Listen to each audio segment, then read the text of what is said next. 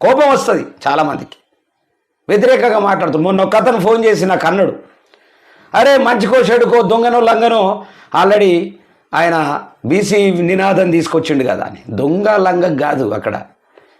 మొన్నటిదాకా ఆల్రెడీ ఒరే కాంగ్రెసోడో నీ కపట ప్రేమ అనుకో అని పాట పాడినోడు ఇలా మా రేవంత్ అన్న తెచ్చిన అని పాట పాడుతా ఉన్నాడు. మా రేవంత్ అన్న తెచ్చిన పథకాలు ప్రజలకు అందుతున్నాయో అని పాడుతున్నాడు.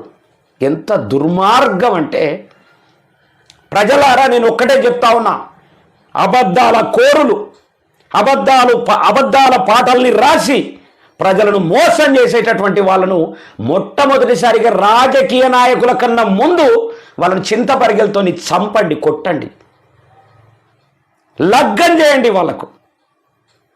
ఇదే కాంగ్రెస్ పార్టీ ఓడిపోవాలని పాటలు పాడినటువంటి అదే వ్యక్తి ఇవాళ అది మైనస్ అవుతుంది రా అయ్యా. నవీన్ యాదవ్ కూడా చెప్తున్నా నేను, అలాంటి దుర్మార్గమైనటువంటి వాళ్ళను పెట్టుకొని మీరు ఆల్రెడీ పాటలు పాడిస్తే మీకు మైనస్ కాకపోతే ఏం చేస్తుంది? అంతా పొల్యూట్ అయిన వాళ్ళు అనిల్ అని ఉన్నాడు, వల్లభనేని అనిల్ పక్కకు పెట్టుకొని క్యాన్విజింగ్ చేయించుకుంటే నవీన్ యాదవ్కు మైనస్ కాదు అక్కడ? ఇలా సినిమాలో ఉన్నటువంటి కార్మికులంతా కూడా ఇలా గోసపడుతున్నారు వల్లభనేని వంశీ వల్ల.